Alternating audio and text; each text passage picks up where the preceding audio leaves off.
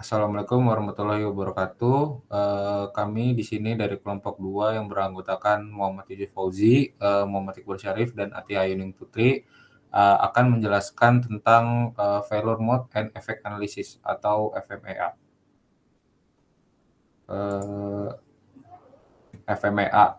Kegagalan pada proses perlu dicegah dengan cara menerapkan suatu metode atau teknik yang sudah teruji penggunaannya dalam meningkatkan daya operasi proses, termasuk seluruh komponen yang ada di dalamnya seperti manusia, teknologi, mesin, dan lain sebagainya. Lalu teknik yang dapat digunakan adalah Failure Modes and Effect Analysis dan Failure Modes, Effects, and Criticality Analysis. Jadi, FMEA adalah sebuah teknik rekayasa yang digunakan untuk menetapkan, mengidentifikasi, dan untuk menghilangkan kegagalan yang diketahui, permasalahan, error, dan sejenisnya dari sebuah sistem, desain, proses, atau jasa sebelum mencapai konsumen.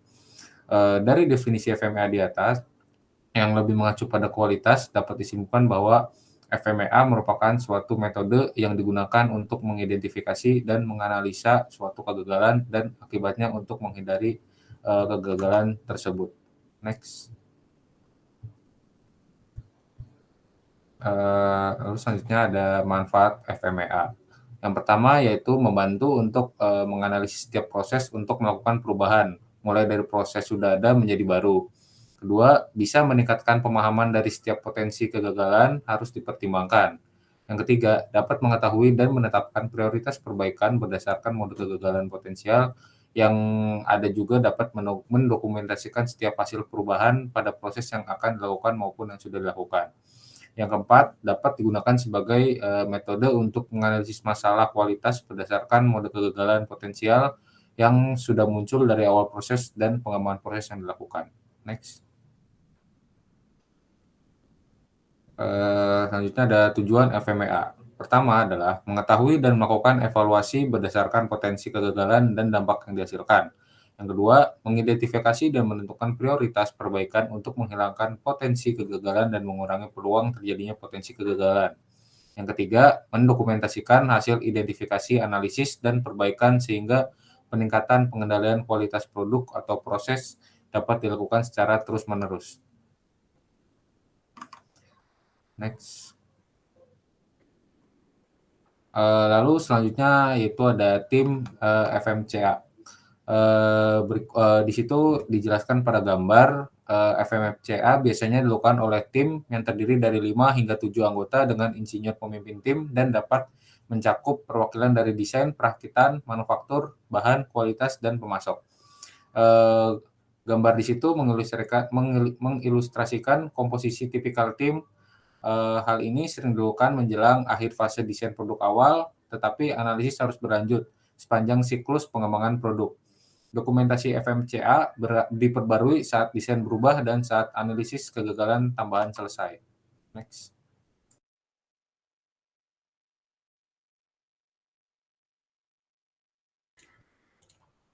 Oke, baik, selanjutnya adalah tahap FMECA.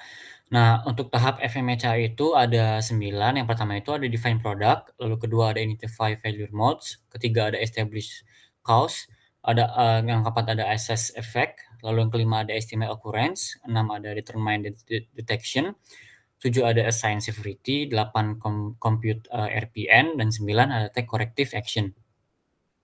Ketika menerapkan langkah-langkah ini, sangat berguna untuk mengelompokkannya seperti, yang ditunjukkan pada gambar tersebut, pada gambar 8.11. Langkah 2, 3, dan 4 terkait dengan metode kegagalan tertentu dan dapat dianalisis bersama. Kemudian langkah 5, 6, dan 7 terdiri dari lintasan kedua dari mode kegagalan yang menetapkan nilai numerik berdasarkan analisis yang dilakukan pada 3 langkah sebelumnya. Oke, selanjutnya adalah product definition. Tujuan dari langkah pertama ini adalah untuk menggambarkan produk dan desainnya untuk mengidentifikasi komponen-komponen yang akan mengalami kegagalan. Hal ini dicapai sebagian dengan deskripsi fungsional dan fisik atau perangkat keras produk untuk mengidentifikasi komponen rinci yang diperlukan untuk melakukan analisis. Tujuan atau fungsi setiap komponen ditentukan melalui penggunaan diagram fungsional, gambar desain, diagram alir, dan teknik grafis lainnya. Setiap elemen penting yang mungkin gagal harus disertakan.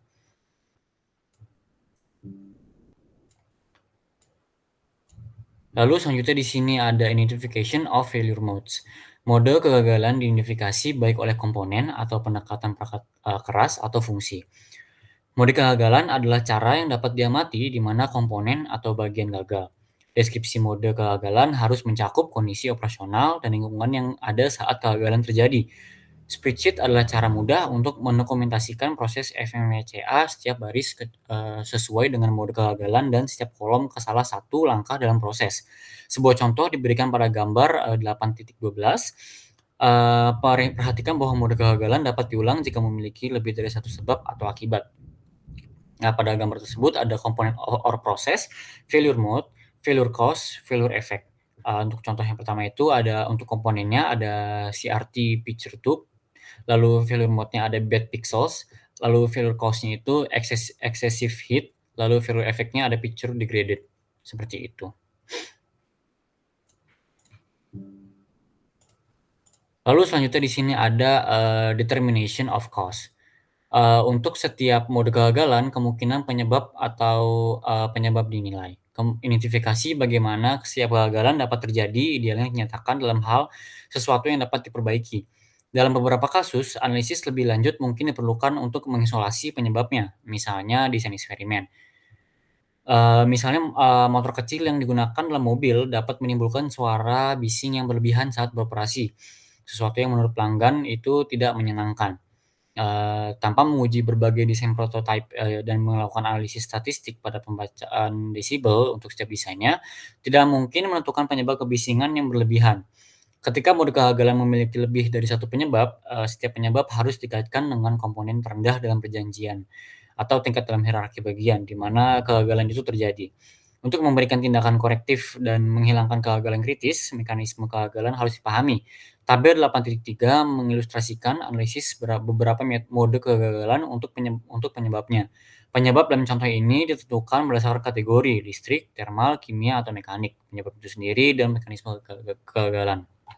Baik, dapat dilihat pada tabelnya di situ, analysis of failure mode causes, failure mode yang pertama, itu ada capacitor short, lalu kategorinya itu adalah electrical, cause-nya itu adalah high, voltage, lalu failure mechanism-nya itu ada dielectric breakdown, lalu possible corrective action-nya ada di rating. Lalu untuk contoh lainnya seperti, failure of metal contacts, kategorinya itu chemical, lalu cause-nya itu humid and salty atmosphere, lalu failure mechanism itu corrosion, possible corrective action itu use of a protective casing. Lalu, contoh selanjutnya ada connector fractures, kategorinya mechanical, cause-nya itu excessive vibration, failure mechanism itu fatigue, possible, corrective action itu redesign of mountings. Seperti itu.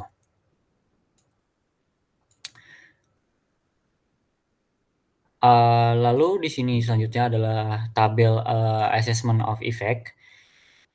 Pengaruh setiap kegagalan terhadap produk dinilai dan dampak kegagalan itu pada pelanggan harus ditentukan. Pikirkan tentang apa yang mungkin diamati atau dialami pelanggan. Efek dapat berkisar dari kegagalan sistem lengkap hingga degradasi, sebagian hingga tidak dapat berdampak pada kinerja. Ketika kegagalan dapat terjadi pada unit yang berlebihan, kinerja sistem tidak akan langsung terpengaruh, tetapi keandalan sistem akan berkurang, kemampuan pemeliharaan dan keamanan sistem juga dapat terpengaruh. 3 langkah terakhir yang dibahas, identifikasi mode kegagalan, penentuan penyebab, dan penilaian efek terkait seperti yang diilustrasikan pada tabel 8.4. Nah, pada tabel 8.4 ini adalah, failure mechanism, modes, and effects.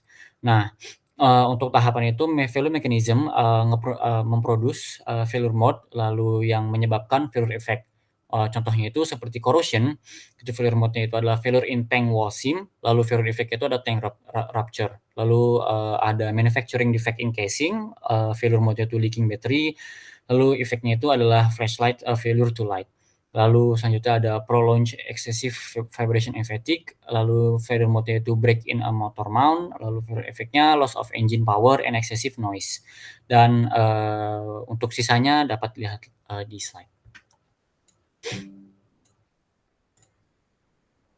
Baik, selanjutnya,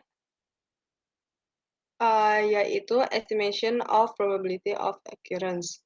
Nah, kejadian ini mengacu pada seberapa seringnya mode kegagalan tertentu yang akan diamati.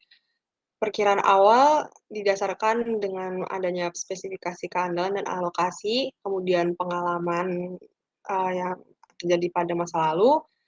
Lalu saat pengembangan itu berlangsung, pengujian fungsionalnya dan keandalan akan memberikan sumber alternatif untuk probabilitas ini. Nah, probabilitas ini, terjadi didasarkan pada jumlah kejadian yang diharapkan dari setiap mode kegagalan selama interval waktu tertentu. Dengan menggunakan diagram blok reliabilitas, seseorang dapat mengelompokkan perkiraan probabilitas ini berdasarkan komponen dan juga menggulungnya ke tingkat komponen yang lebih tinggi, termasuk tingkat sistem. Kemudian akan memberikan penilaian apakah desain memenuhi spesifikasi keandalan atau tidak. Nah, berdasarkan tabel 8.5 ini merupakan ranking dari probability of occurrence-nya. Nah, yang pertama berdasarkan dari probability of failure mode. Nah, dari yang pertama ada very high, failure is almost inevitable, yaitu maksudnya sangat tinggi sampai tidak dapat bisa dihindarkan kegagalan itu dan merupakan di ranking 10 dengan probabilitas 0,5 sampai 1. Kemudian very high, itu juga tinggi namun masih bisa dihindarkan, itu berada di ranking 9 dengan probabilitas 0,33 sampai dengan 50, 0,5. Kemudian, yang tinggi high repeat failures yang kegagalan yang terjadi berulang kali dengan probabilitas 0,125 sampai 0,3.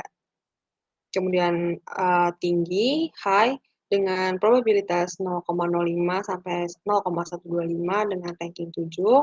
Kemudian moderate, yang merupakan tengah-tengahnya yang, occasional failures. Nah, merupakan probabilitasnya itu 0,0125 sampai dengan 0,05. Kemudian moderate, itu 0,0025 sampai 0,0125 dengan ranking 5. Kemudian moderate, dengan infrequent failures yang dengan sangat, udah mulai jarang. Nah, itu 0,0005 sampai 0,0025. Kemudian yang rendah, yang relatif hanya sedikit kegagalan yang terjadi itu 0,00067, sampai 0,0005 dan seterusnya, untuk yang rendah juga, probabilitas akan semakin kecil, seperti itu. Dan yang terakhir yaitu remote yang failure, is unlikely, yang merupakan kegagalan ini mulai sangat jarang akan muncul dan bahkan ada kemungkinan tidak muncul kegagalan dan itu merupakan yang paling baiknya seperti itu dengan probabilitas sangat kecil. Oke, next. Selanjutnya yaitu estimation of detection. Nah, estimation of detection atau perkiraan deteksi ini merupakan ukuran kemungkinan bahwa kontrol, proses saat ini akan mendeteksi mode kegagalan sebelum bagian atau komponen meninggalkan pabrik atau sebelum produk mencapai pelanggan akhir. Dalam menentukan perkiraan ini, perlu diasumsikan kegagalan yang telah terjadi dan kemudian seberapa besar nilai kemungkinan produk yang gagal, kemudian akan berlanjut melalui produksi dan distribusi ke pelanggan. Peringkat subjektif pada skala, 1 atau hampir pasti untuk dideteksi hingga 10 atau tidak ada cara untuk mendeteksi kegagalan, seperti pada tabel 8.6. Dari tabel tersebut ada dari detection yang pada ranking 10 yaitu hampir tidak mungkin terjadi, sampai dengan ranking 1 itu, hampir, sering terjadi, seperti itu. Lanjut.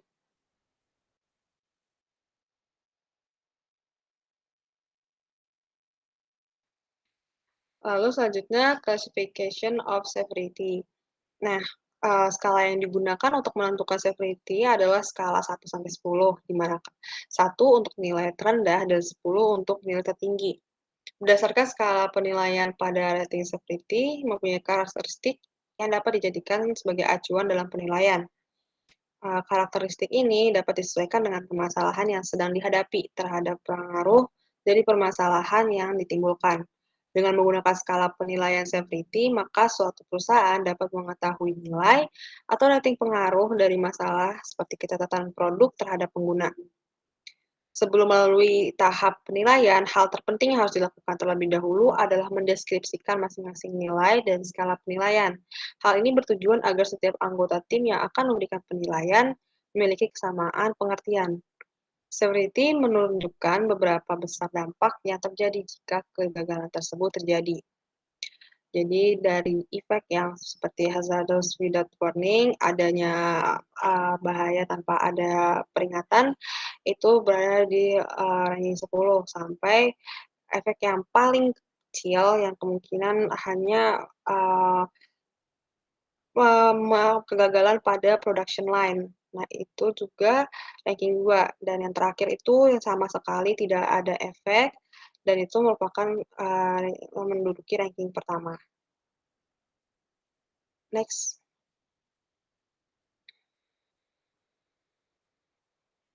Kemudian untuk computation of criticality, nah ini adalah merupakan ukuran kuantitatif dari kekritisan mode kegagalan yang menggabungkan kemungkinan terjadinya mode kegagalan, kemungkinan deteksi, dan juga tingkat keparahan efeknya. Sementara beberapa indeks kritisan yang berbeda telah diusulkan. Nomor prioritas risiko atau RPN yang didefinisikan di sini telah menjadi salah satu yang lebih populer. RPN ditentukan untuk setiap kombinasi penyebab mode kegagalan. Nah, RPN adalah produk dari peringkat keparahan, peringkat probabilitas kemunculan, dan peringkat deteksi. Yang mempunyai rumus yaitu RPN sama dengan S kali O kali D. S di sini merupakan peringkat keparahan, O merupakan peringkat probabilitas kemunculan, dan D merupakan peringkat deteksi. Next. Kemudian determination of corrective action. Mode kegagalan dengan prioritas tinggi harus mendapatkan perhatian yang paling besar. Aktivitas desain harus fokus pada menghilangkan penyebab kegagalan, untuk mengurangi kemungkinan terjadinya kegagalan, meningkatkan kemungkinan deteksi, atau juga mengurangi keparahan kegagalan. Kesulitan yang dihadapi dalam menggunakan FMCA termasuk waktu dan sumber daya yang tersedia, kemudian adanya pemahaman yang tidak memadai tentang tujuan FMCA, pelatihan yang tidak memadai dalam prosesnya, dan juga kurangnya komitmen manajemen. FMCA dapat dicapai dari beberapa perspektif. Fokus utamanya mungkin untuk meningkatkan keandalan selama desain, tetapi teknik ini juga dapat digunakan untuk mengatasi keamanan sistem, ketersediaan, pemeliharaan, atau persyaratan dukungan. Nah, berikut merupakan contoh lembar kerja untuk mendokumentasikan FMCA. Nah, ini ada dari nama perusahaannya, kemudian dari departemen apa, untuk departemen apa, dan juga siapa yang menuliskan lembar kerja tersebut. Kemudian ada tanggal dibuatnya dan nama produknya. Di situ dijelaskan dalam tabel itu ada part description atau function-nya, kemudian value mode-nya apa, occurrence-nya, kemudian penyebabnya atau cause-nya, kemudian detection, effect-nya, severity, RPN, action, kemudian due date-nya untuk part tersebut. Nah, kemudian dideskripsikan kembali di bawahnya itu ada part 1 mengalami kegagalan berapa macam, kemudian part 2 juga seperti part 1 dan seterusnya tergantung jumlah part yang sedang akan dituliskan di lembar kerja. Seperti itu. Sekian dari kelompok 2, mohon maaf jika masih banyak kesalahan dalam menjelaskan maupun dalam memaparkan materinya.